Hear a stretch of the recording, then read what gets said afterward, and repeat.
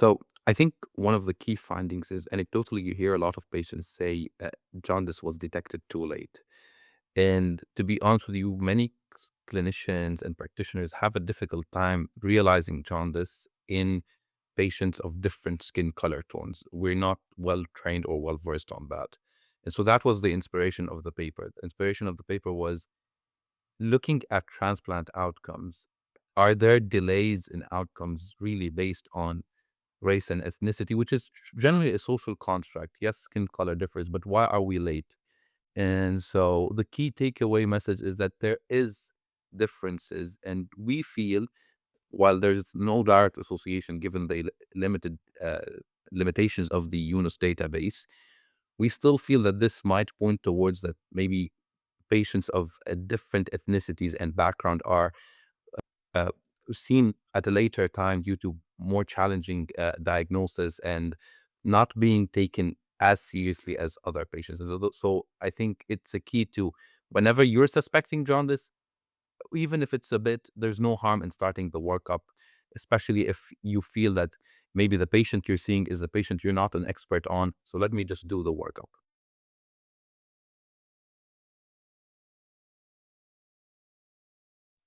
I think it's a mix of both. First of all, is in kids is rare. That's the start. So the most common one is biliary atresia, and it's like 1 in 10 to 15,000 in the US. So that's the common one.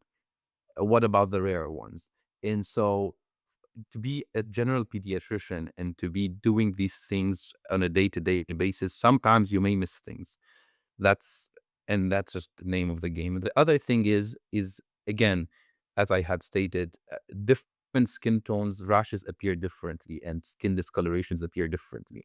And so when cholestatic diseases start showing with jaundice, it might be more difficult. So people should be looking broader than just, for example, skin. We should be looking at things like eye, scleral icterus, mucus, the mucus or the gums, fingernails, areas of that are a bit more apparent. So jaundice is caught earlier, and hopefully maybe transplant outcomes are a bit better. Because in our paper, we did adjust for different variables of these patients in our modeling. And despite that, unfortunately, non-Hispanic Black individuals had higher mortality.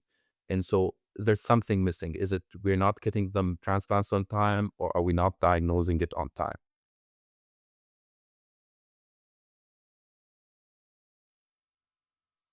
I think so.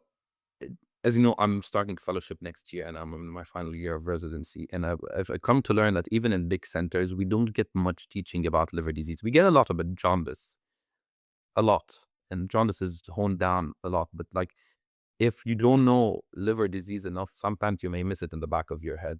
I think first of all, we need to start from the scratch where med students and residents are taught a bit more. So once they become practicing, they see it a bit more. And the other thing is again, jaundice, we assume it's the skin color only, but you have scleral ectorus, you have the mucous membranes, you so like you can suck the gums. So there's a lot to do that to train people. Okay, if I'm thinking of jaundice, get a fractionated bilirubin. It's very easy. Once you have that, then you can decide, okay, the diet's too high. I'm just going to refer them. And there's no need to keep delaying this. I think it's sad in this day and age, we have kids actively dying or having worse outcomes just because we're delaying care.